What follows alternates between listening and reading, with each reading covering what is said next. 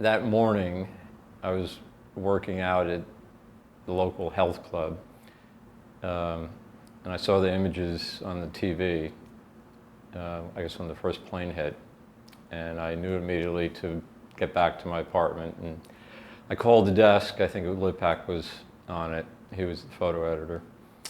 And so I came in, and I think we discussed getting a cityscape type picture. So that's the first image of more or less the cityscape of one tower down and one in flames burning.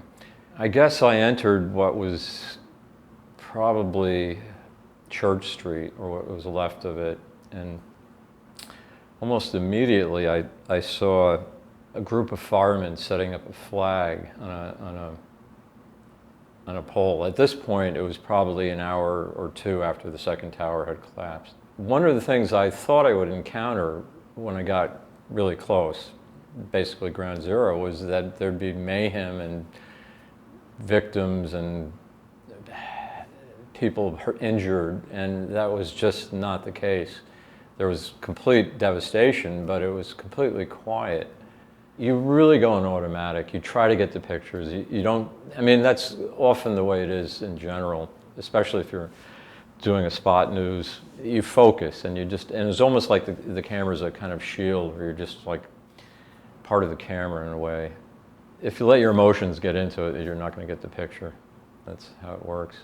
So consequently, you're on like this hyperdrive for a while, and it's not until much later that the stuff kind of sinks in. You really couldn't take in the magnitude of what really happened in terms of human life, and that came later, days later, when all these posters were throughout this Midtown, and that's when it really became heartbreaking, when you saw the people holding up a picture of their family, one friend, brother, sister, and hoping that they'd be still alive somewhere. New York always has this kind of energy to it, and crazy energy, and I think eventually that was transferred into a kind of a paranoid energy. People are worried, not about anything specific, but in general, which I think now people just accept, but it was hardly the case back then. Personally, I would not like to dwell on this. Most of the people I know would not either. Just sort of, okay, it happened, let's forget about it.